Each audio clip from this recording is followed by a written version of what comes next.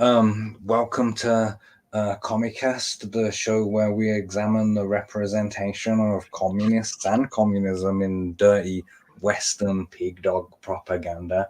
I'm Commi3 Mark, obviously, and joining me this week, escaping across the Iron Curtain from Austria-Hungary, maybe. You This got it week, right. my good friend and comic book artist, Billy Bacsko. Welcome to the show, Comrade. Yeah, you got it right. I'm half Hungarian, half Filipino. Hi, I'm Billy.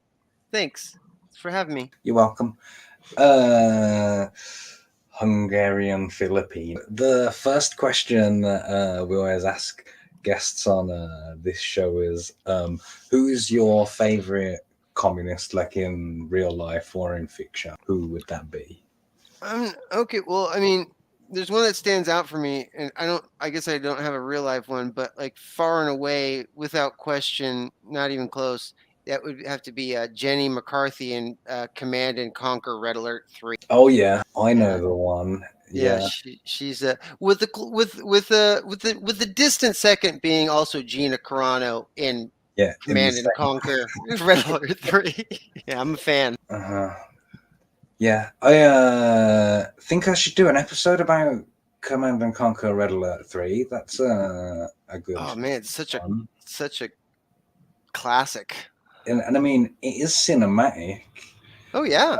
uh, and it is that sort of click and build and point your tanks kind of game that I like. Yeah, so we'll get to that, and Street Fighter as well. Like we almost did Street Fighter tonight, but instead, this week's movie suggestion comes from the Discord group via our friend, Jason Bascom.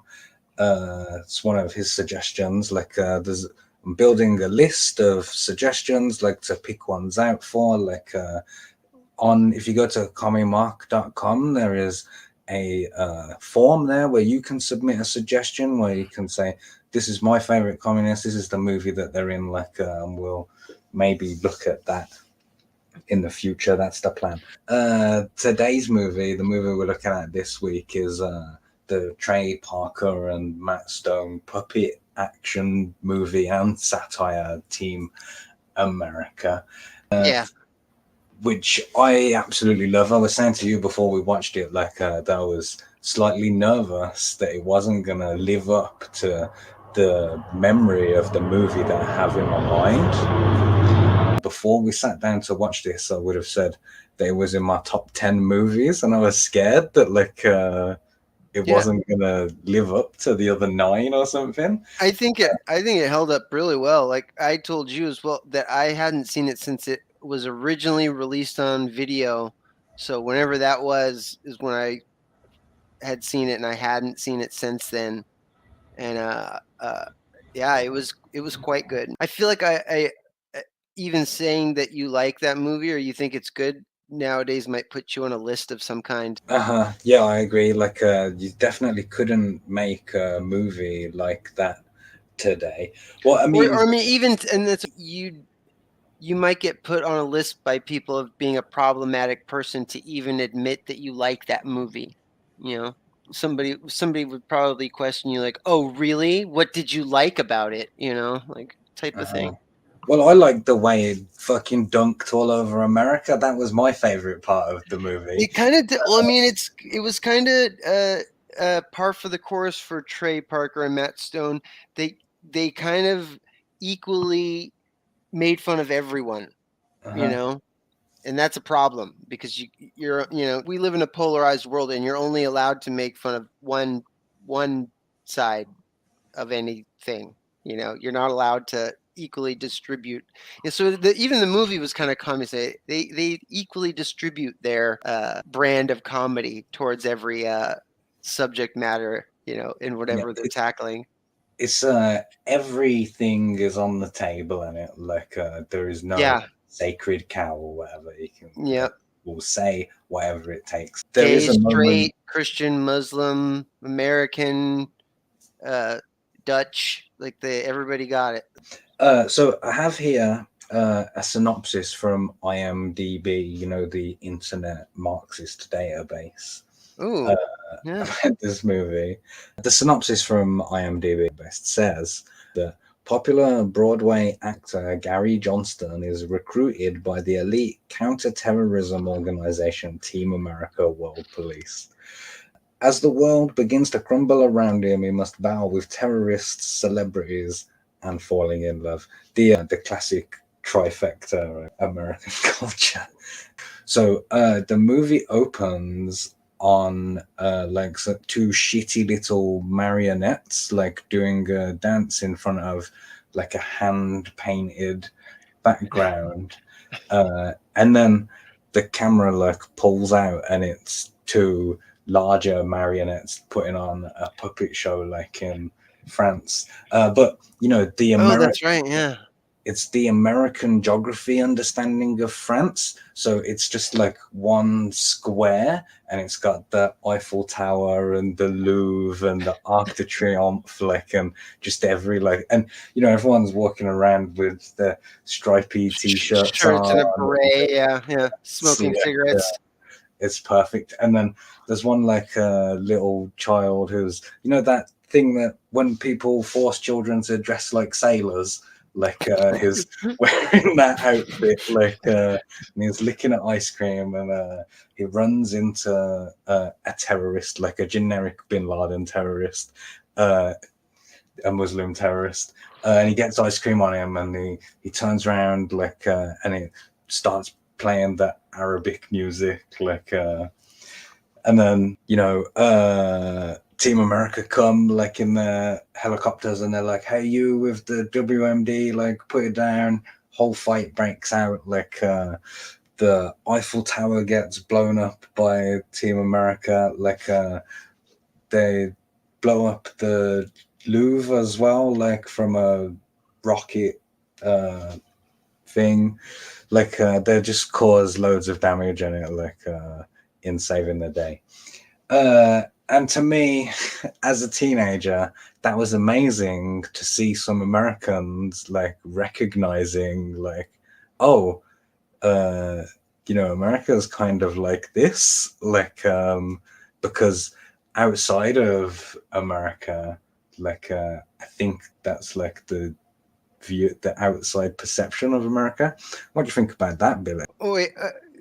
Can you restate that? That what is the perception of America? I'm sorry, maybe that went over my head. So the Team America World Police, Yeah. they intervene like in scenarios, Yeah. In it. fuck everything up, Yeah. and then go home cheering and high five each other. Oh Like, yeah. Yeah. Yeah. Yeah. Totally. I mean, it's pretty accurate though, right? Like, I mean, but yeah, this movie was the first time that I'd ever seen like an American like satire itself in that kind of way. yeah, like that. It's a level of self mockery that I don't expect from Americans. Like, Yeah, I mean, I guess you would get it in like small doses. Like, I'm trying to think of like other movies, like if you think of like the Bond movies, when like Bond would come to America and meet up with like a CIA agent, he would like he wouldn't look like your CIA agent from like a CIA movie, you know, like or like like an American action movie. He was like a fat guy in a bad suit, you know, eating junk food or whatever. He's like, oh, Mr. Bond or whatever. So it's like we got it like in small doses, but yeah, that was pretty well, even pretty still, blatant. those Bond movies are British movies, aren't Yeah, they? yeah. Oh, well, I mean, I mean, I think they were shot in Hollywood, but yeah, but I mean, it's focusing on Her Majesty's Secret Service and glorifying like that. So I mean, of course, they have to make like, oh, well, this is the American, you know, equivalent. And look at this guy. He's no Bond. He's a bumbling fool, you know. So, but yeah, I would say to that level, you're right. Like it was. I can't think of like you know that the Bond thing was like my one example, I guess, you know, like um I mean and you would get that in some movies where they would have one character, you know, um as like kind of the bumbling American person or the high-fiving American person, but not to that like magnitude where it was just like there was obviously like they stop a terrorist but then they cause almost like arguably just as much destruction, but then celebrate like how great they are. Yeah. But like what's amazing about it is that it's not lectury, and like in the moment, like with the music and the action, like you're actually like, yeah, like do you know what I mean, like you can get swept up in it, and it like Oh it's yeah. real easy, like. I mean, that's why it's like it kind of went over my head when you first asked the question. I was like, wait, what was the bad part now? Oh, yeah, yeah, yeah, yeah, yeah. Oh yeah, so like Paris is all on fire or whatever, and then one of the Team America guys, like it goes up to his girlfriend Lisa, Carson his name is, and proposes to her like right there in the burning rubble or whatever, and then a terrorist like pops out of the fountain like and shoots him to death like and he drops his engagement ring and shit. The women infringed him.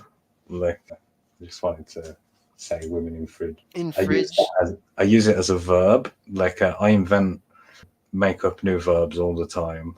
Like, I don't know. I don't know what the root of infringed is. So women in fridges comes from Gail Simone. It's a reference to the Green Lantern finding his girlfriend chopped up in a fridge or Oh, whatever. right. Like women in See, fridges.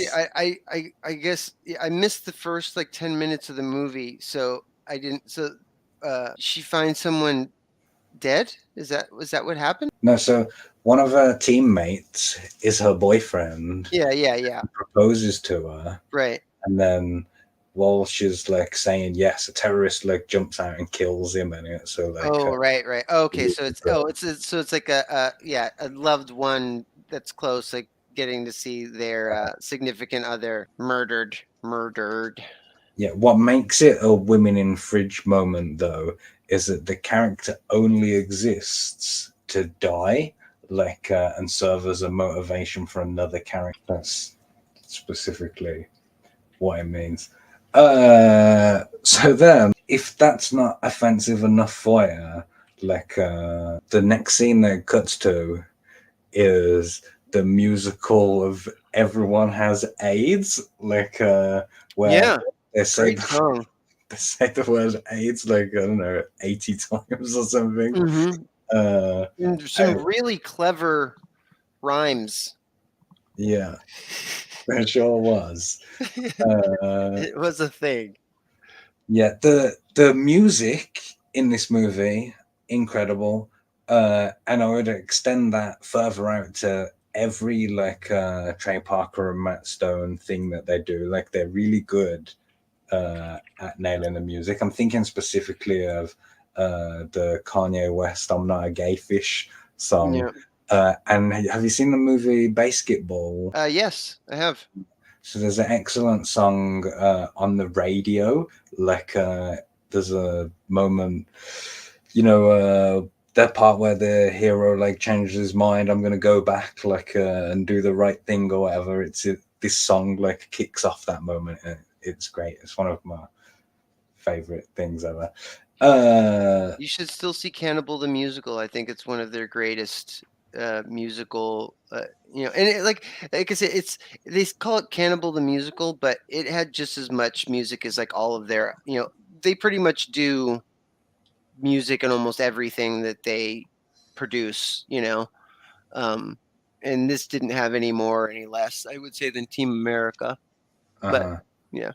I, Anyways, I'm not anti-musical. Like I like that. I have a long-running debate with Aidan Paladin over whether Jesus Christ Superstar is sincere or whether it's a comedy. Like, because I believe it's a comedy. Like I watch it and it's funny to me. Any opinion on that? I can put on the scoreboard. Have you seen Jesus Christ Superstar? I have not seen that. Should watch it. It's funny. Yeah. I didn't know it was a comedy. Well, apparently, according to Aiden, it's not a comedy. Like, Oh, So it's just perspective? I think so, yeah. Oh, okay. Yeah, I thought that was like a serious movie. Well, there's like there's guns and tanks and stuff in it.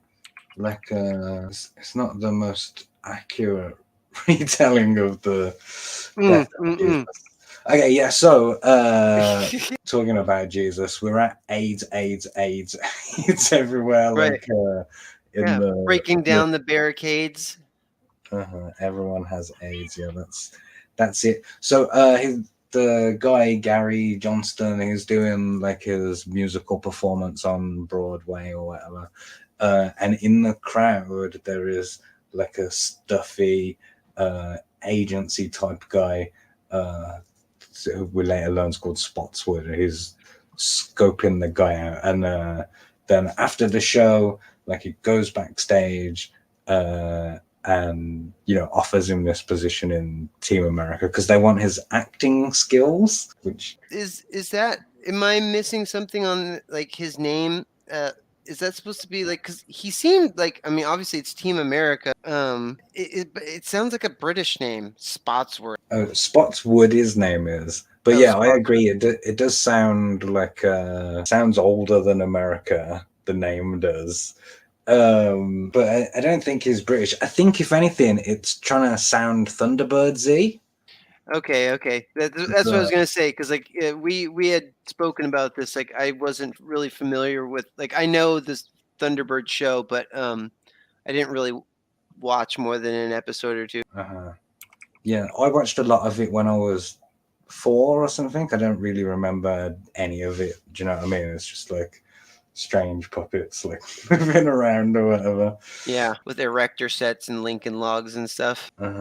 So he says Spotswood tells Gary that they need an actor convincing enough to make terrorists believe that he's one of them, and like they want to use him as a spy, as a mole, or whatever. And he takes him to his limousine, and he's like, "Get in." And Gary thinks they wants him to suck him off or something, like for a Hollywood role, because that's the kind of thing that happens in Hollywood that everyone always knew happened in Hollywood, including in this movie 19 years ago. But that's you mean like there's going to be some type of sexual deviancy when meeting someone in their limousine or whatever? That's the kind of thing that they used to do in Hollywood, sure. Like I don't think it's a joke that the studios would let pass now in these post Weinsteinian times. Oh right, yeah. Oh, because is that what he thinks that he's going into the limo to do?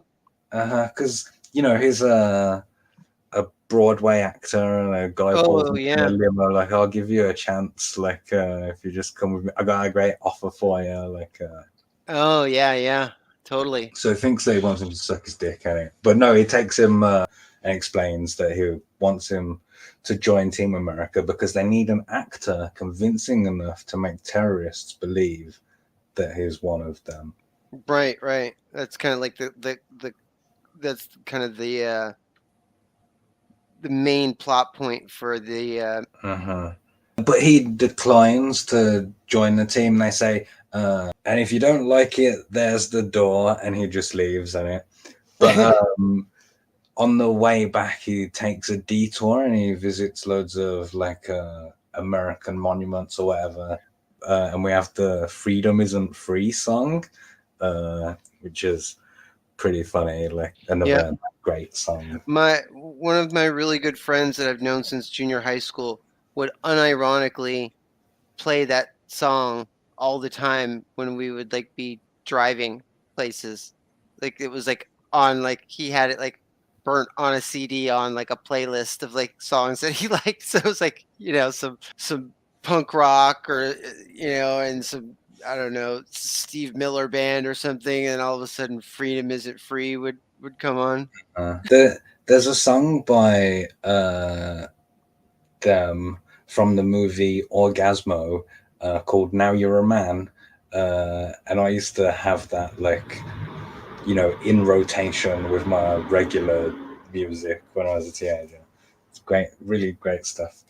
So yeah, we get like the freedom isn't free montage or whatever, and then hard cut to North Korea, Asia. It's great that they signpost the continent that North Korea's in, you know, to help Americans in the audience.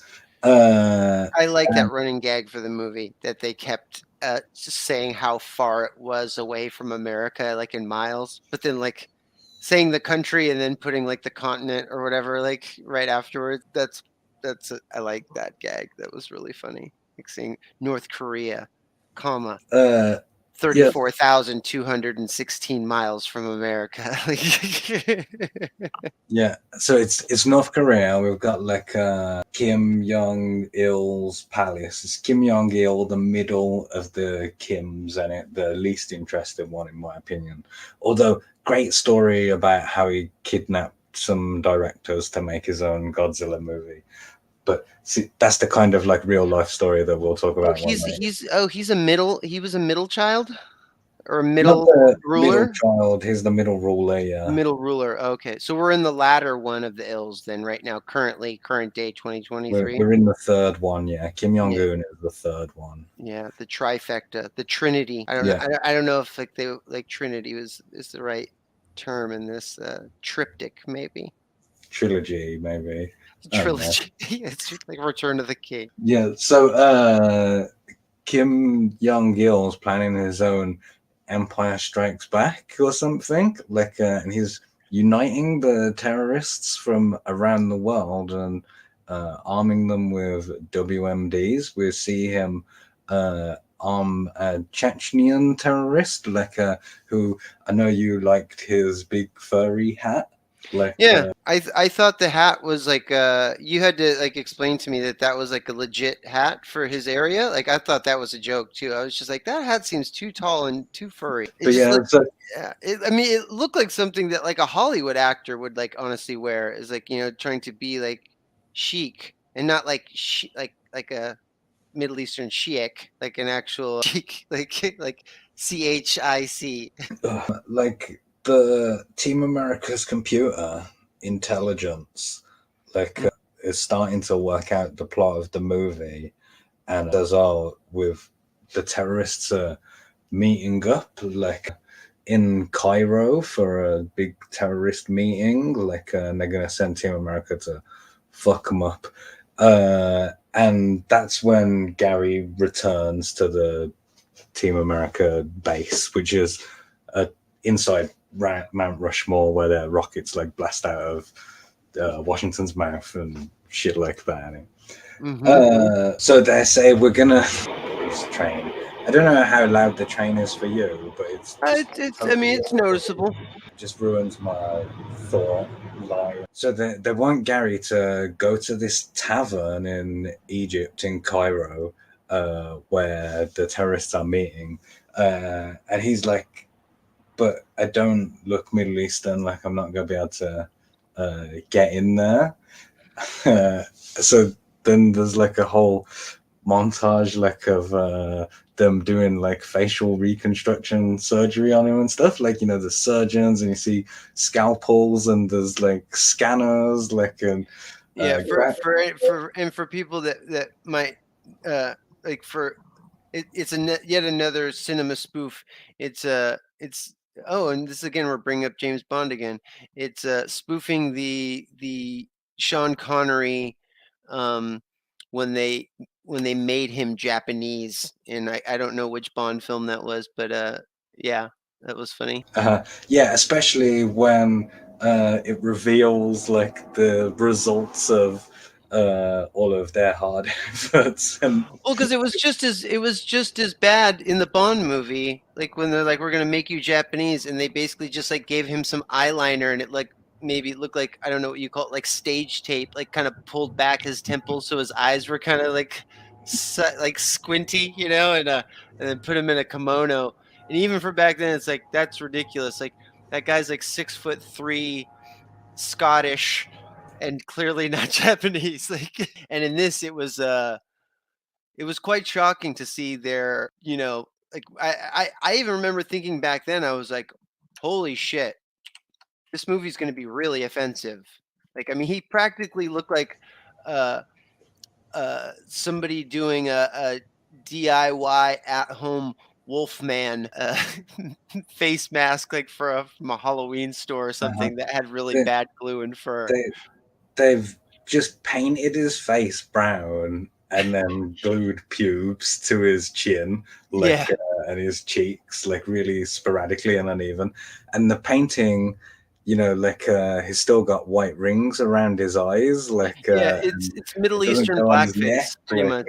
Yeah, it's definitely what one might consider Middle Eastern blackface. But then what really tops off that outfit is the bath towel like wrapped on his head that he See, uses. I thought it was just the random bits of fur glued on his face. I was like, holy shit, like that's like really harsh. Like, So yeah, and Spotswood says to him, you know, if you do get caught, you might want to end your own life. And he's like, take this, and he hands him a hammer. yeah, that was a funny gag. Very funny. Yeah. And then so we get like a proper badass America fuck yeah version of the song, and as they're flying out to Cairo, like, and they're gonna get the terrorists or whatever. And they land. To anybody that's listening, just go ahead and look up Team America World Police, like and look for pictures of that. And maybe they scrubbed them from the internet, but it's quite a sight to behold. Yeah, so they all have like their own personal flying vehicles, and that are all like decked out in red, white, and blue, and stripes and stars and Of all course. of that stuff.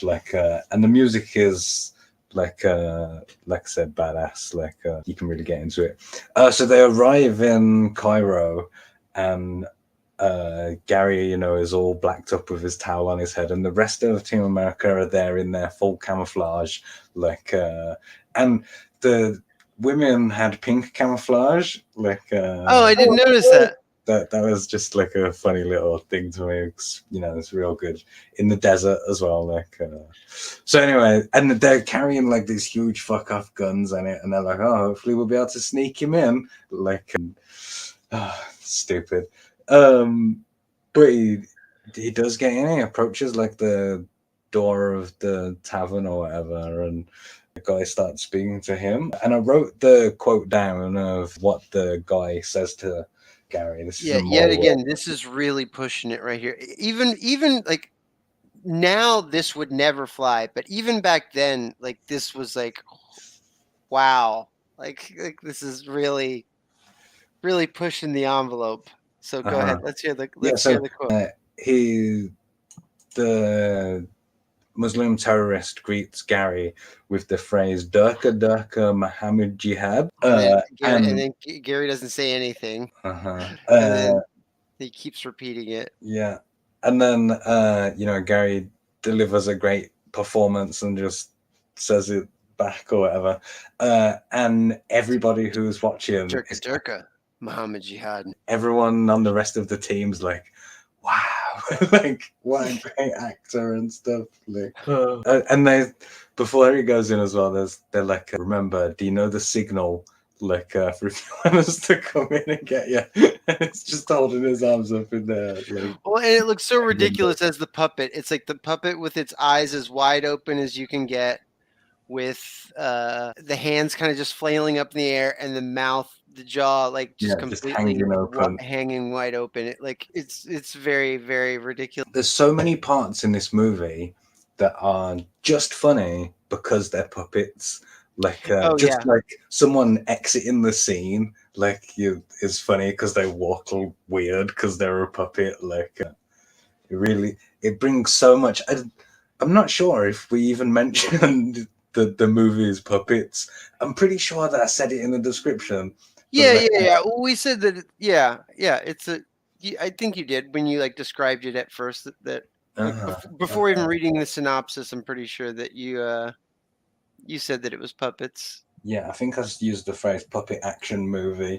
But yeah, real good puppetry stuff as well. Like that goes without saying. So Gary's and sometimes they play it up a little bit more than others, because like sometimes it's like the puppetry is like really good, like a bunch of the scenes like with Kim Jong Il, like his feet like move like pretty good like for a puppet, and like he'll turn and like face the camera and then like turn away, and like his feet like shuffle properly. And then other times they really play it up, like especially when they're running and they're just basically, it just looks like a child bobbling a toy like thingy, which is really awesome. Yeah, like most of the fights are just like the puppets smashing into each other and it. Like there is one fight in particular that I did notice had real smooth like kung fu almost, like and I hadn't really noticed that any of the other times stood out as different from the sort of puppet slap fights or whatever. So Gary is inside the tavern and he's talking to a Somali terrorist. And they're playing the Star Wars Cantina music in there as well. And he asks a terrorist, he says, "Oh, so do you know of any upcoming terrorist attacks?" Funny stuff. And the whole like bar goes silent or whatever, and they haul him in like to test him, like because they think he's a narc or whatever. And he does a great acting job retelling like the story of why he hates the West, like and it's quite moving. Like, but my favorite part is like he ends the speech and he's like, and that day I put a jihad on them. And if you don't believe me, if you're not gonna help me, then I'll put a jihad on you. Well, I mean, and again, very Western centric. It's just like if you ask some, well, in a fictional context, like you ask somebody, like, oh, tell a sob story of something that happened to somebody in the Middle East, and he's just like, oh yeah, these Americans came and blew up the oil fields, and the oil came burning down from the sky and burned all my goats. And they were burning as white hot as the eyes of Allah. Like, it was just really stupid. It did make me wince when he said burning like the eyes of Allah, because it doesn't have eyes. Like that's a thing. You're not even supposed to imagine what he looks like in it, like to give him any sort of personification like this. That's a thing, and a real terrorist would know that. That's Haram making pictures of him in your head. So the one of the terrorists, they're convinced by Gary, and they're like welcome him into their terrorist organization or whatever. But then one of the terrorists spots the Team America like outside of the bar, so they all get into the back of like a jeep or whatever and fucking hightail it out of there.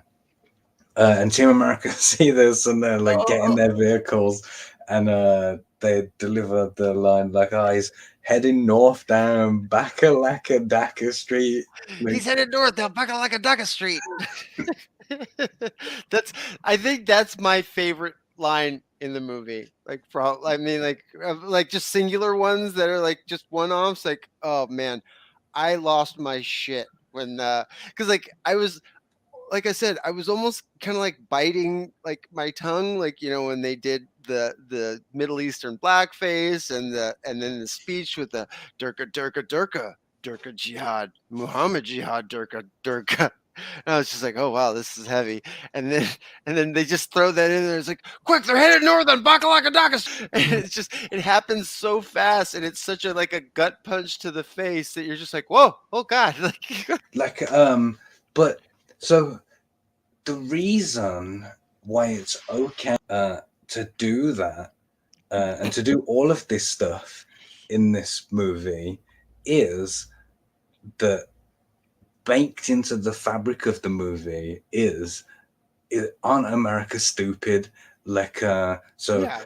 they're saying, look how stupid we are, that this is what we think that you are. Like, it's like baked Yeah. into the nuance of the Go movie or yeah, yeah. whatever. We Like, think that you guys are all goat farmers and like and have so much hair on your face and yeah, like you know, or can't read the language right, so it all sounds like a very, you know, it's yeah. I mean, and it's puppets. So it's like you can really get away with a lot more when it's yeah, when it's really bad puppets and not an actual actor, you know. And with Trey Parker and Matt Stone movies, so much of it is just those two doing almost every major voice uh-huh. that it's like they don't have to worry about like trying to hire some actor that might get blowback, you know. Yeah, yeah.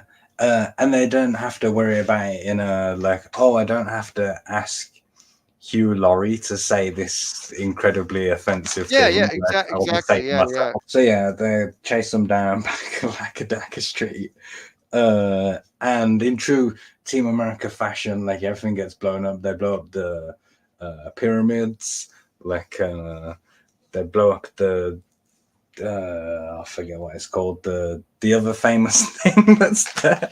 The Sphinx. The Sphinx, yeah, that's not Yeah. the one I was thinking of. I'm Oh, thinking you it's think of like the some Valley of the pirated Kings? that one, sure, yeah. Yeah, Oh, so oh, everything, oh, and we could roll back a little bit. Like before they go on the mission, he's like, "We're gonna be going to Cairo." He's like, "That's in Egypt." He's like, "That's right, Chris." Like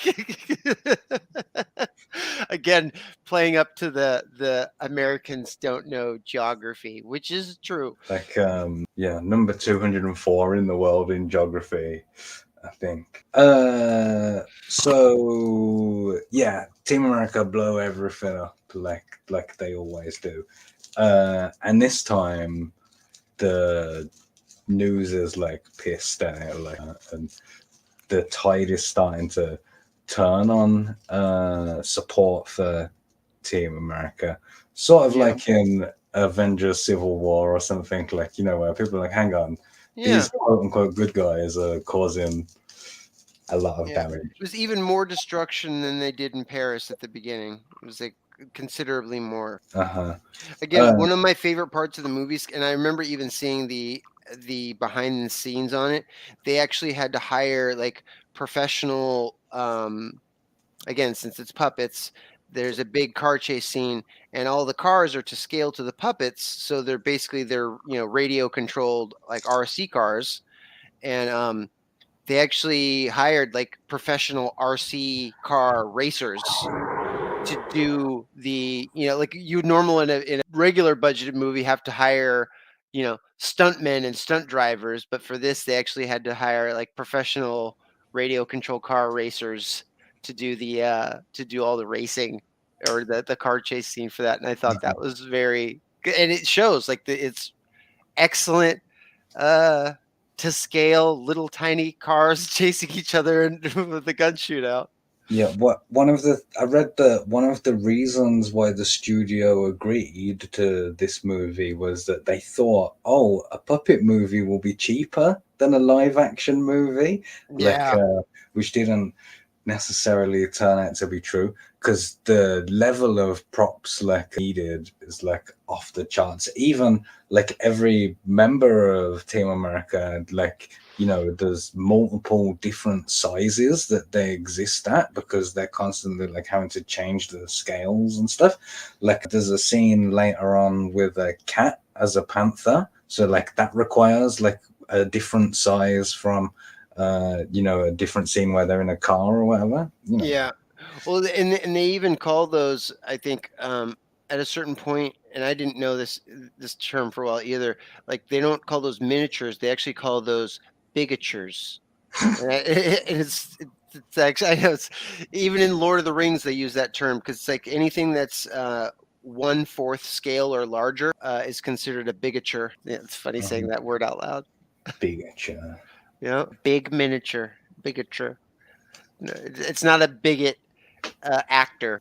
So Team America get back to Mount Rushmore and they're having a celebration and they're drinking, like Fuck yeah. having a gay old time. And Gary tells Lisa that like he got feelings for her or something, like and they have an unforgettable Oh wait, puppet we sex scene in it. skipped over a little part though. Like that was kind of crucial. Like because it's the next reveal of like the next big like I guess you would call them like a supporting antagonist. Because like Oh, when the protests start, the Film Actors Guild, uh, acronym F period A period G period, headed by bag.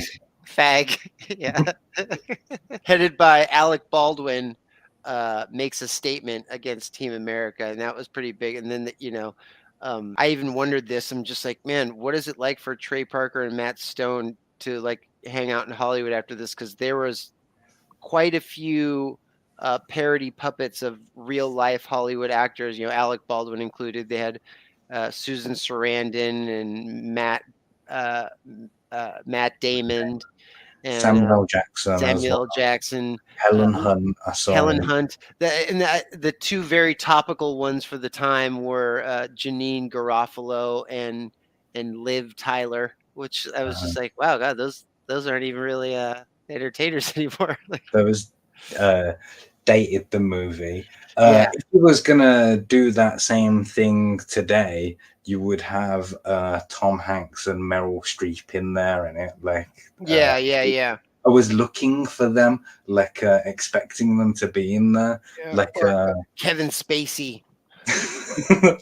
oh, that would have been great. Yeah, I want to talk about this puppet sex scene. It I read an was raunchy. I read an interesting fact about it.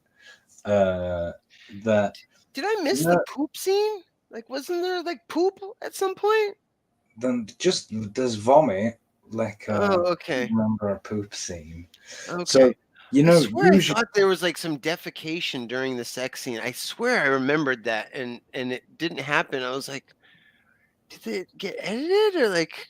Yeah, I swear to God, I thought there was like he poops on her chest or something.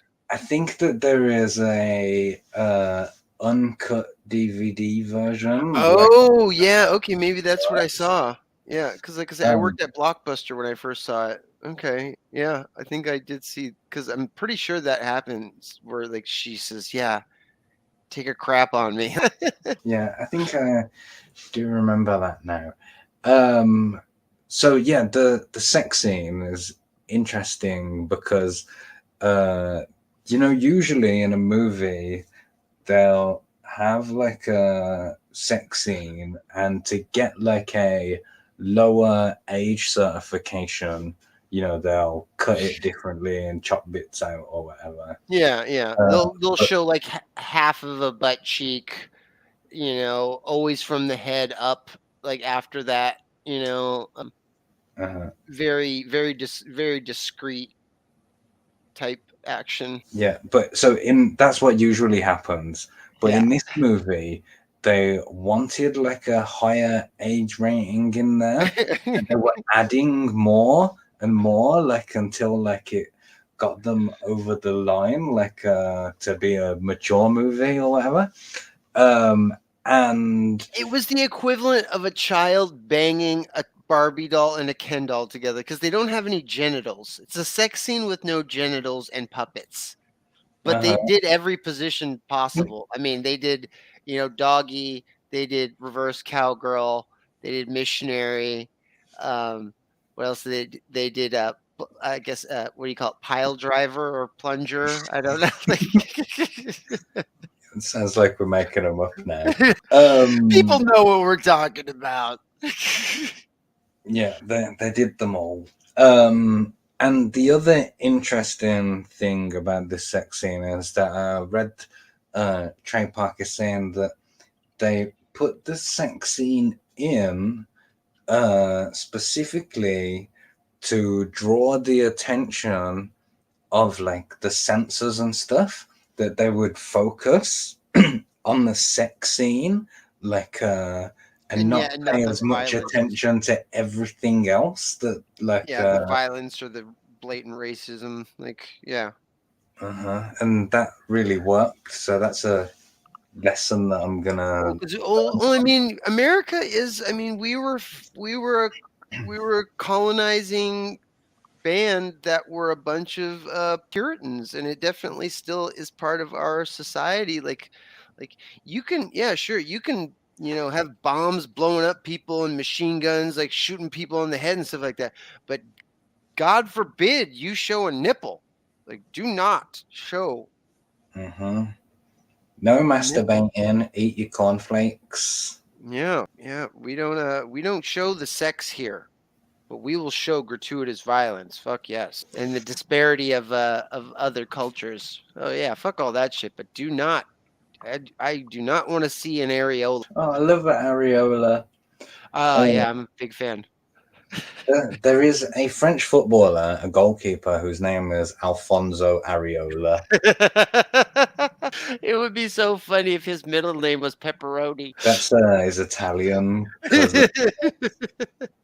So, in revenge for the Cairo destruction or whatever, where the pyramids got blown up and shit, the terrorists do a terror attack on Panama. They blow up the Panama Canal, the whole place gets flooded and all. I think that was the most expensive set, that one particular, because they had to have the actual the what do you call them, the channel locks or whatever, the water, what do you call those things, the They are called locks. okay, yeah, the locks explode, and then the water. And that was another one where specifically you can tell it's a bigature, because when something's super small, like you look at old Godzilla movies or even Thunderbirds and stuff like that, anything that use like miniatures, water always looks really funky because of the way water actually physically moves when you see it next to something small. Like it doesn't react right. You And can't be like, let's make these raindrops smaller. yeah, exactly. Yeah, exactly. Water, Yeah. the size of a drop of water. And when the locks broke, like it looks proper, to scale, like it's that was, I think, the most expensive set that they built for the movie, and it shows. It was a great set. All of the sets, everything is immaculately designed. Yeah, very good. Incredible set work. There are moments in this movie where there's rain on windows and you can see that the water droplets are big, but they sort of play it in a comedy way. There's other examples of them, Gary is looking out over some water or whatever, and you can tell that he's standing next to real sized railings and different memorials. They're real life size. Yeah, and he's all tiny. Yeah, tiny little fella. Play that for jokes as well, and it this obvious size discrepancy thing. So yeah, the terrorists from Durkistan blow up the Panama Canal, and the protests get even worse. And even Michael Moore shows up outside, all fat and. I think when he released his first movie, I was all on board with that guy. Like, I thought, I was just like, man, this guy is an actual, because his breakout movie was, oh fuck, was it, you can movies. It's gonna bug me. It was the one that was about Detroit and how the auto industry destroyed that city. Because that's where his family, Roger and Me. Yeah, it's all about because his family grew up in the Detroit area, and when the auto industry left there, it decimated that whole stuff. And it was seeing it in my early 20s was a very powerful documentary, and I was just like, wow, this is this guy's an an auteur of documentaries. I've never seen a documentary like this that spoke to me and was this powerful, Mm-hmm. And And then all of his other movies, like I was just like, oh no, this guy's just like a fat, pretentious fucking asshole. Like, I know that, you know, Louis Theroux, like, he's one of my favorite documentarians here. He got his start from Michael Moore, which is a thing. He was on Michael Moore's show. Oh, okay. I read that they included Michael Moore in this movie because, you know, in Bowling for Columbine, Mm-hmm.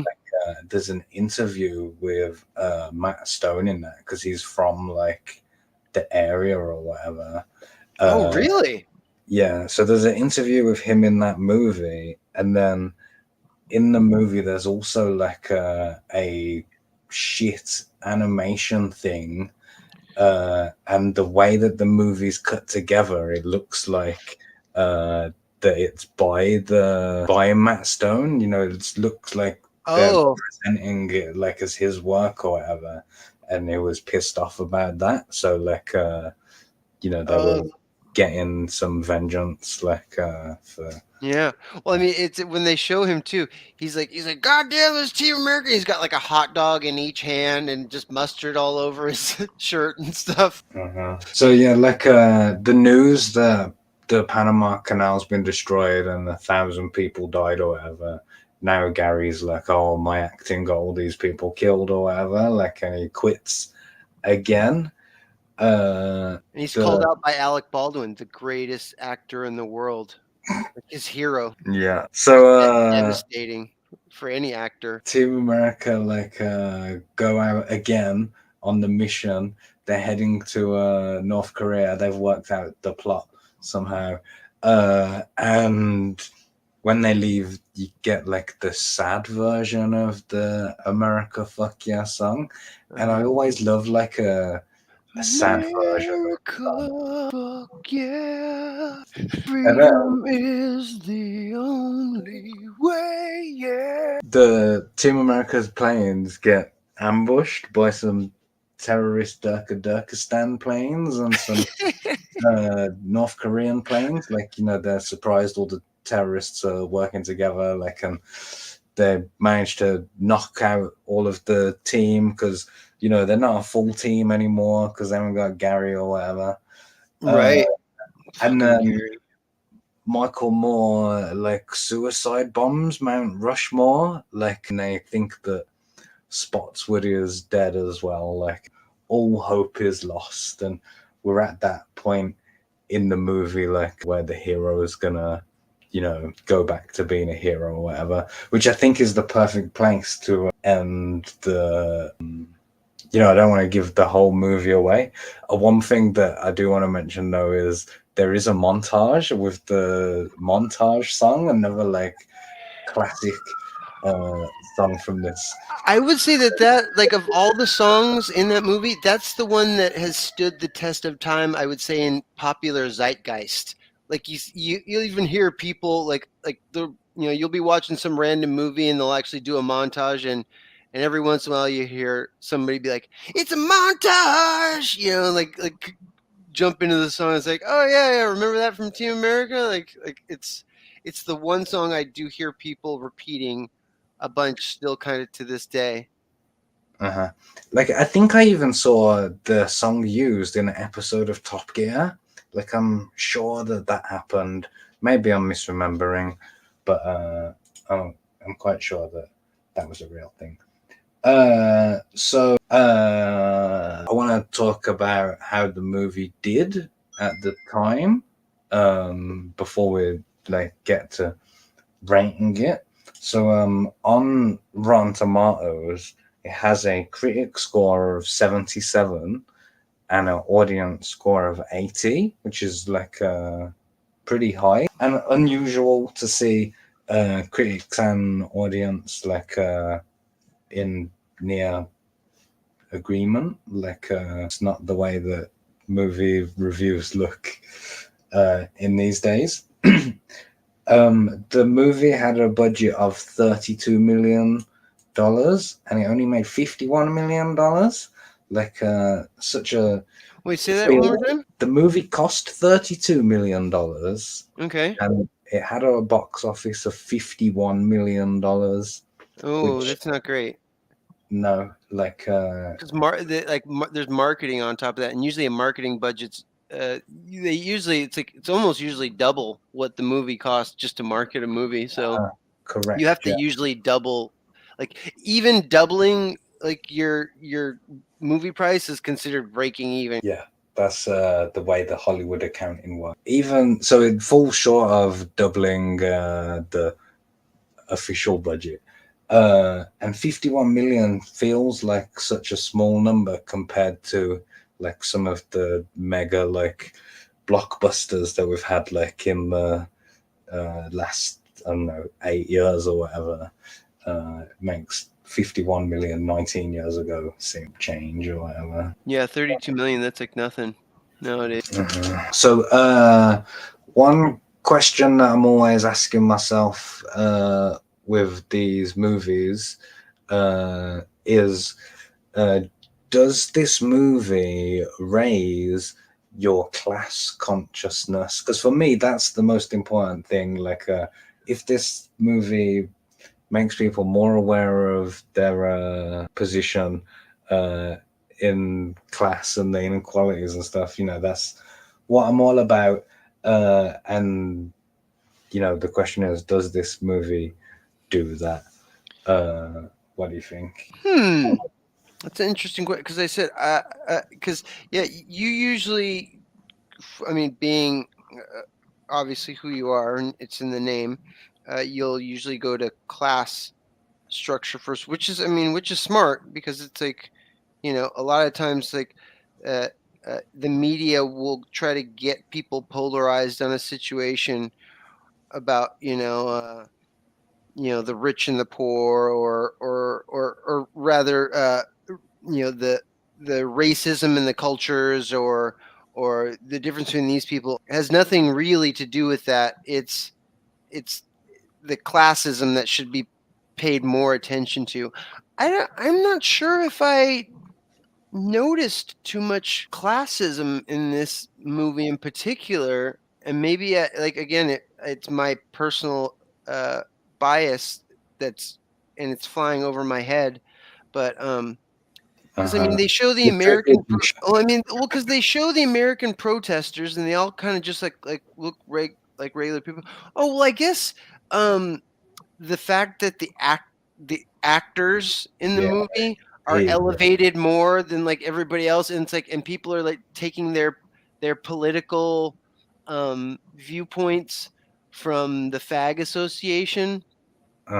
Um, I would say is still very, very telling. Like, and like shows the class. It's just like, well, you guys are people that are paid to pretend to be other people. Like, what the hell do you know about geopolitics, or like what it takes for an inspector, that's sanctioned by governments in the UN to search for WMDs or something like that.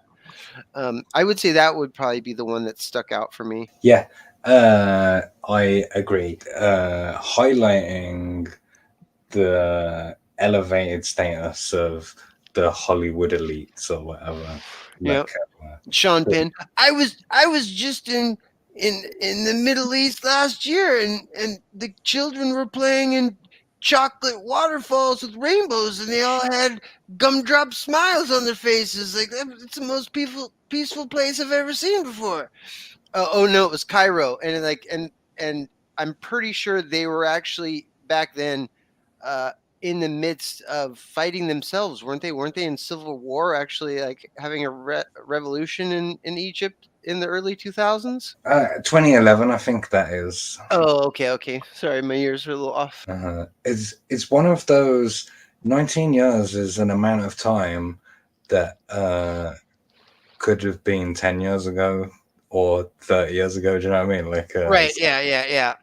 it's just ages ago, but not that long ago, but ages ago. Like, so yeah, I think it does a good job in the establishing Hollywood elites as a upper class villain. Like, Yeah. Well, I mean, they even had the Hollywood elites are the ones that like host the peace summit for the UN to come as guests or whatever. Or I guess they wasn't the UN, but they invited delegates from around the world to come have a peace talk that the Hollywood elites were going to be putting on.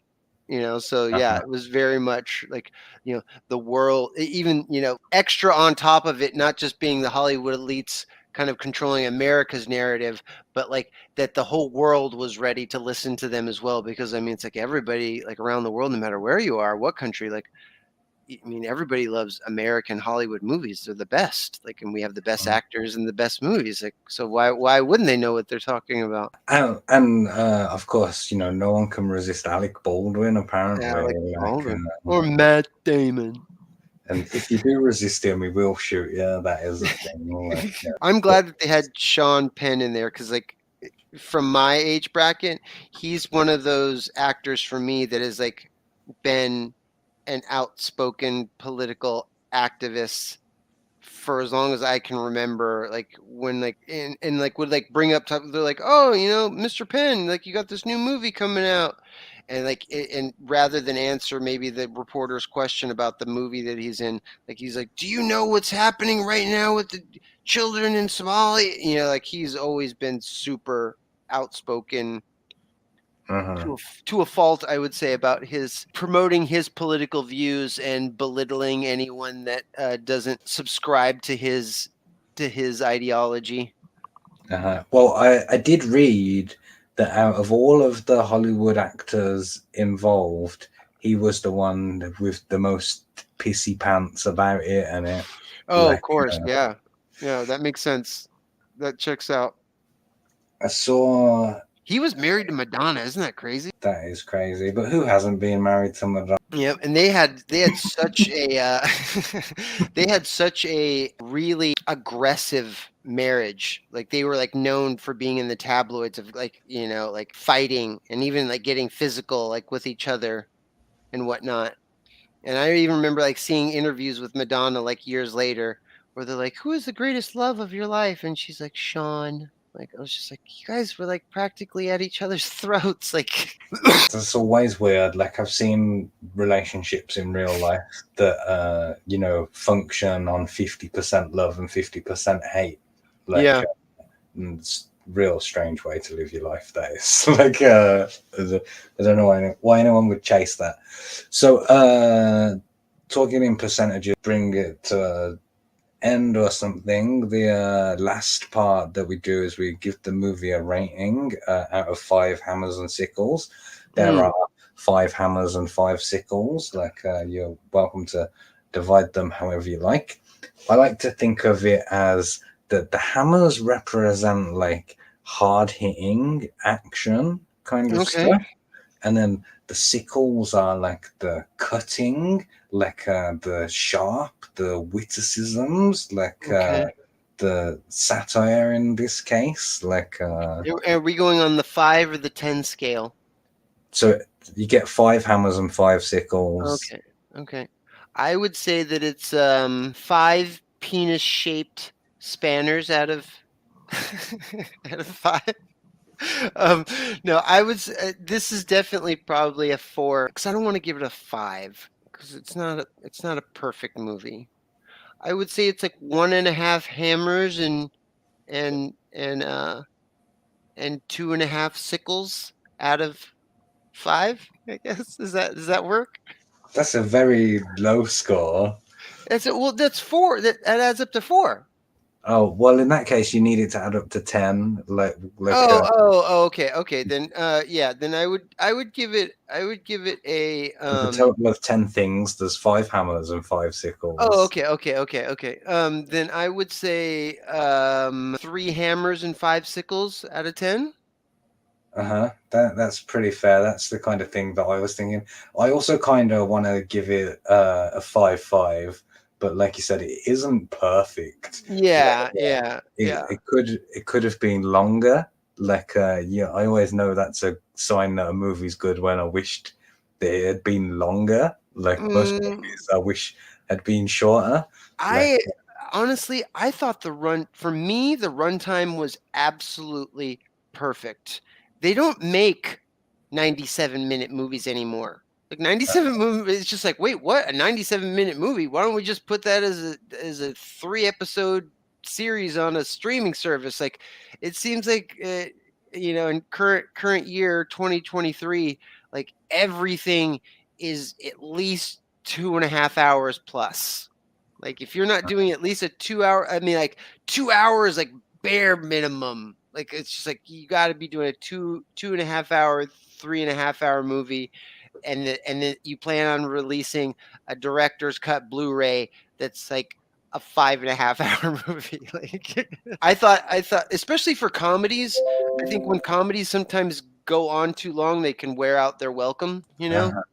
and I thought this movie was very funny, like I said, very sharp, very hard hitting, and the fact that it was like a tight 97 minutes, I think was like great, because I think like comedies and I think high octane action movies, like when I think of that, like like your classic, almost like Jackie Chan Rumble in the Bronx or something like that, like you can't you can't keep laughing forever, and you can't keep yourself on the edge of your seat with action forever. There's got to be a respite, and if like, and then it like doesn't become a comedy or just a straight, high octane action movie. It becomes like a drama that's got lighthearted funny bits in it, or it becomes like an epic saga that has action in it, like a Lord of the Rings or something like that, Mhm. when you get to that longer length. So I thought for like a pure comedy, 97 minutes, right on the money for me.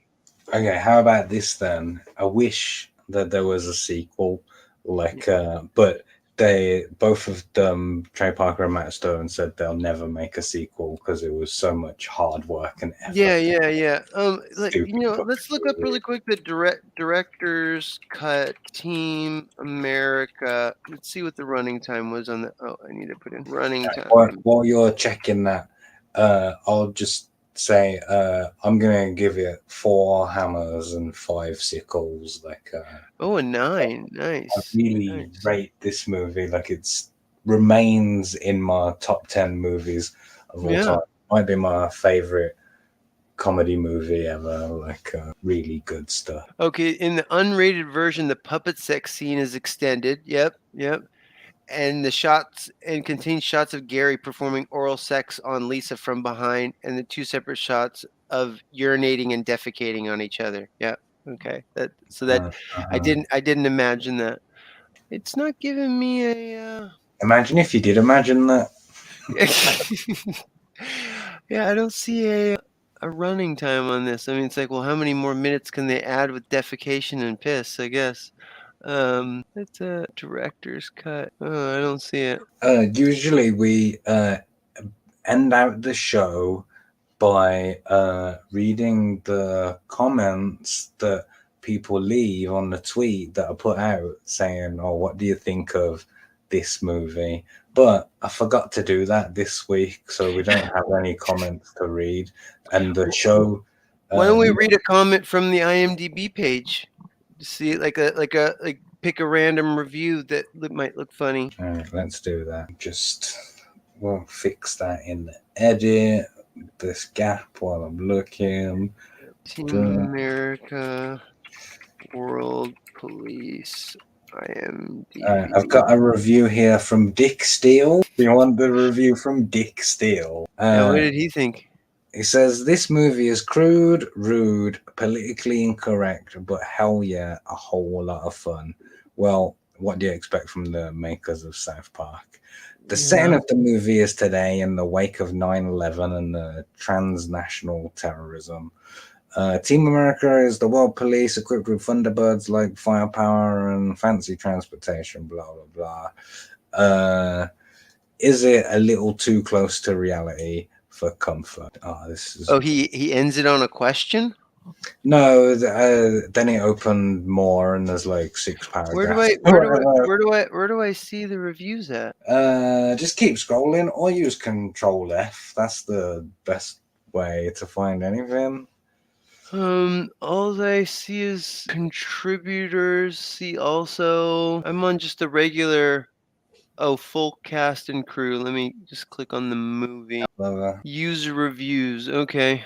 User reviews. I want to see somebody that rated it low because I see a lot of 10 out of 10s here. I want to find a.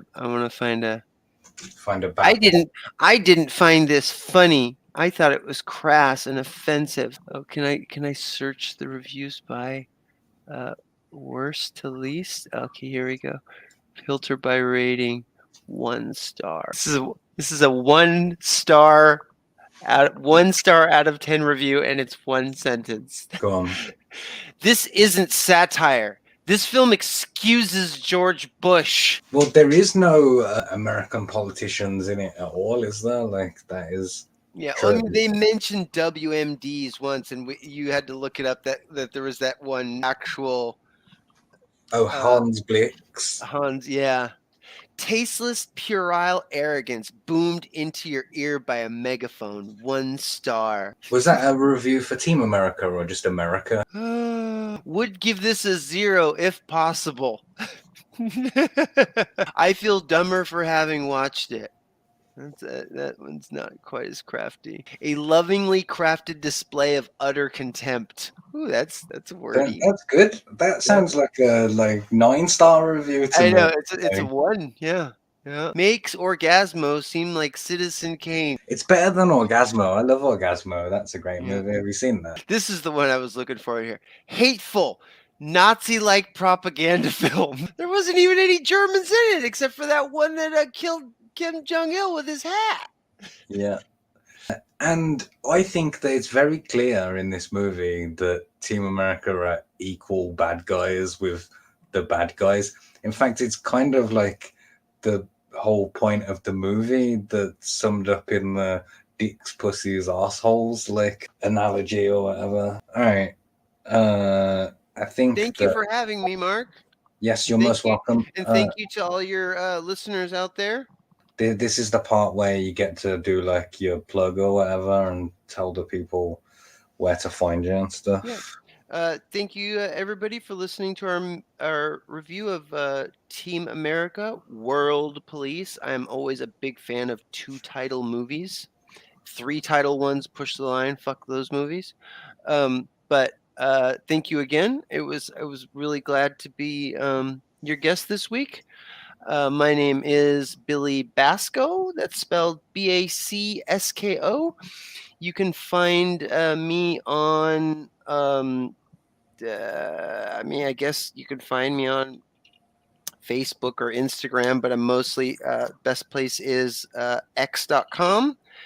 I am co-founder of Algo Studios. We are a small outsourcing art studio that works in comics, novels, and video games and board games.